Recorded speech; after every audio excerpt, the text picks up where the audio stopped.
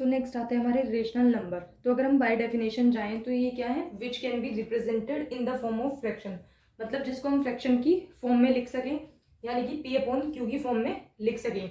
और P Q वहाँ क्या होना चाहिए, इंटीजर्स, मतलब पी क्यू इंटीजर्स होने चाहिए और q not equals to zero. अब एक एक करके समझते हैं कि इन सब का मतलब क्या है। सबसे पहले तो रेशो मतलब अगर हम कोई चीज़ ऐसे लिख दें तो ये हो जाएगी 3/5। मतलब यहाँ से रेशनल का मतलब ये है कि जो चीज़ हम फ्रैक्शन में लिख सके।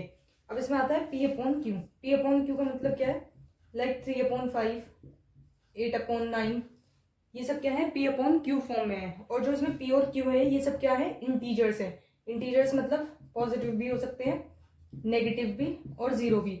लेकिन इसमें एक कंडीशन है कि क्यू जीरो नहीं होना चाहिए, मतलब जो क्यू है it is not equals to zero.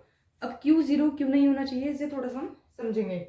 जैसे अगर मैं कोई नंबर डिवाइड करूं 5 से, यानी मान लीजिए मैंने 10 डिवाइड किया, तो ये आ जाएगा 5 2 10। तो मतलब ये इसको कंप्लीटली डिवाइड कर रहा है।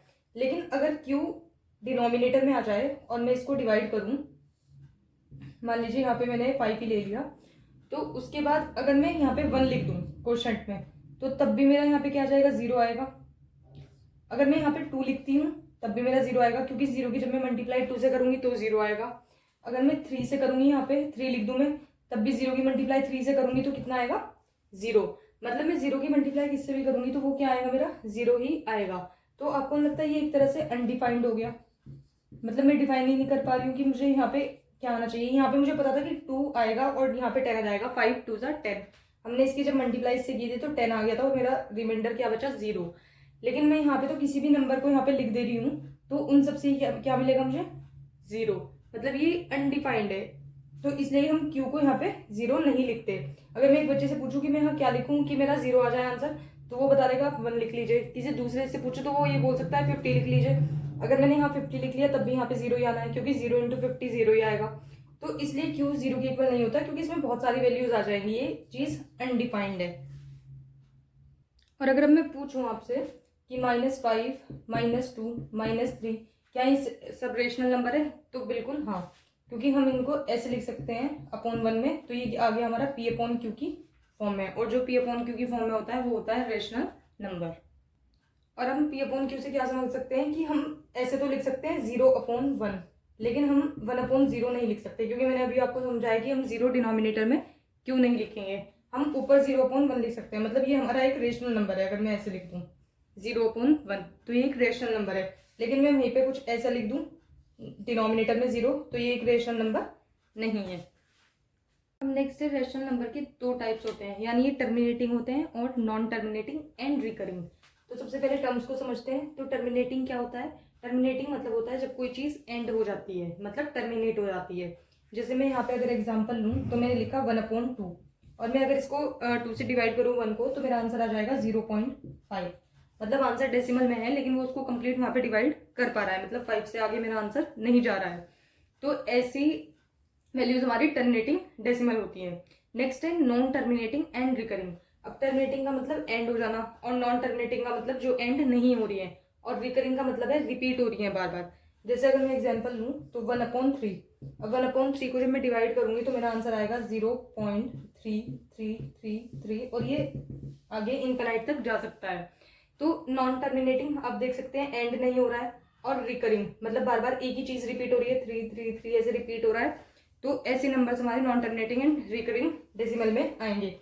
अब 0.33 को मैं रिप्रेजेंट कैसे कर सकती हूँ, मैंने 0.3 लिखा और जो चीज रिपीट हो रही है उसके ऊपर मैं बार लगा दूंगी। अब इस बार का मतलब है कि ये बार बार रिपीट हो रहा है, मतलब रिकरिंग नंबर है, एक तरह से रिकरिंग डेसिमल है।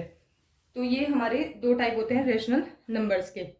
और अगर हमें और एग्जाम्पल लेने हो तो हम क्या ले सकते हैं, जैसे 1/4। तो 1 क्या हो जाएगा, 4 क्या हो जाएगा, 0.25। अब देखिए ये भी टर्मिनेट हो गया है, लेकिन रेशनल नंबर का दूसरा क्या है, नॉन टर्मिनेटिंग। यानी कि अगर मैं यहाँ पे एक एग्जाम्पल ले लूँ 3/11, तो ये मेरा आ जाएगा 0.272727, और ये ऐसे रिपीट होता जाएगा। मतलब आप इसमें देख सकते हैं ये एक पैटर्न बना रहा है, 272727। तो एक पैटर्न है और बार बार रिपीट हो रहा है। तो मुझे अगर इसको लिखना हो तो मैं कैसे लिखूंगी, 0.27 का बार, क्योंकि 27 बार बार रिपीट हो रहा है, तो ये रिकरिंग डेसिमल है। तो इस तरह के नंबर्स होते हैं हमारे rational number, terminating and non terminating and recurring decimal.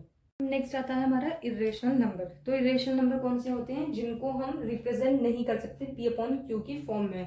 मतलब ये रैशनल नंबर का उल्टा है, क्योंकि रैशनल नंबर को जिसको नंबर्स को हम पी अपॉन क्यू की फॉर्म में रिप्रेजेंट करते थे वो होते हैं, लेकिन ये रैशनल नंबर को हम पी अपॉन क्यू की फॉर्म में रिप्रेजेंट नहीं कर सकते।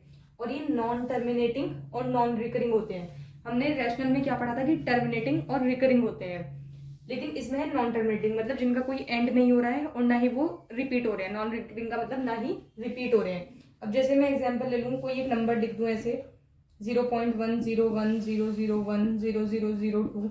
अब आप देख सकते हैं ना तो ये टर्मिनेट हो रहा है क्योंकि आगे तक जाएगा ऐसे ही, उसके बाद ना ये रिपीट हो रहा है। अब यहाँ पे एक 0, यहाँ पे 2, उसके बाद यहाँ पे 1, यहाँ पे 2, यहाँ पे 3 0, तो क्या ये रिपीट हो रहा है? नहीं। तो इस तरह के नंबर आते हैं हमारे इरेशनल नंबर में। अब हम और एग्जाम्पल लेते हैं, जैसे कि √2 है, तो √2 की वैल्यू क्या है? 1.41421, और ये ऐसे चलती जाएगी। तो √2 एक इरेशनल नंबर है क्योंकि ये नॉन टर्मिनेटिंग नंबर है और ना ही इसकी वैल्यूज रिपीट हो रही है और ये आगे तक चलती जा रही है। तो √2 क्या हो गया हमारा? Irrational number. ऐसे ही हम √3 की वैल्यू भी ले सकते हैं। तो ये भी क्या है? 1.73205, तो ये भी क्या हो जाएगी? आगे तक चलती जाएगी। तो ये भी किस में आ जाएगा? इरेशनल नंबर में। अब आपने एक चीज और देखी होगी अपनी बुक में या कहीं पे कि जो पाई होता है वो एक इरेशनल नंबर है। ऐसा क्यों है? हमने तो पाई की वैल्यू 22/7 पढ़ी है, और 22/7 तो पी अपॉन क्यू होता है, तो ये तो रैशनल होना चाहिए, लेकिन ऐसा नहीं है क्योंकि जो पाई की वैल्यू 22/7 है ये एक अप्रोक्स वैल्यू है, ये एग्जैक्ट वैल्यू में नहीं आती है। तो पाई की जो वैल्यू है 22/7 ये एक अप्रोक्स वैल्यू है। पाई की जो वैल्यू होती है वो है 3.14। पाई की जो वैल्यू है वो है 3.14159, और ये ऐसे आगे मतलब चलती जाएगी। तो पाई की वैल्यू 22/7 एक अप्रॉक्स वैल्यू है, और जो सी वैल्यू है वो है 3.14159। तो ये क्या है? एक नॉन टर्मिनेटिंग और नॉन रिकरिंग, तो ये आ जाएगा हमारा इरेशनल नंबर में। और कोई हमसे पूछे कि 22/7 क्या एक रैशनल नंबर है? हाँ, क्योंकि ये पी अपॉन क्यू की फॉर्म में देख सकते हैं आप इसको, तो ये क्या आ जाएगा हमारा? 22/7 रैशनल। और वहीं अगर पाई पूछे तो वो इरेशनल है, और कोई पूछे तो बोल देना कि पाई की वैल्यू 22/7 अप्रोक्स होती है, एग्जैक्ट वैल्यू नहीं है। तो हम यहाँ से हमने ये जो स्क्वायर्स देखे हैं तो ये परफेक्ट स्क्वायर नहीं होते हैं, तो हम इरेशनल में और क्या पॉइंट ऐड कर सकते हैं कि ये नंबर होते हैं जो नॉट अ परफेक्ट स्क्वायर, मतलब ये परफेक्ट स्क्वायर नहीं होते हैं, क्योंकि जैसे परफेक्ट स्क्वायर है 4, √4, तो इसका ये क्या आ जाएगा? 2 आ जाएगा, और 2 को हम 1 लिख सकते हैं ऐसे, तो ये पी अपॉन क्यू की फॉर्म में आ जाएगा, यानी कि ये एक रैशनल नंबर बन जाएगा। लेकिन √3, √2, √1 ये सब परफेक्ट स्क्वायर नहीं है, तो ऐसे ही हम क्यूब में भी लिख देंगे इरेशनल नंबर के लिए नॉट अ परफेक्ट क्यूब। तो ये होते हैं हमारे इरेशनल नंबर्स।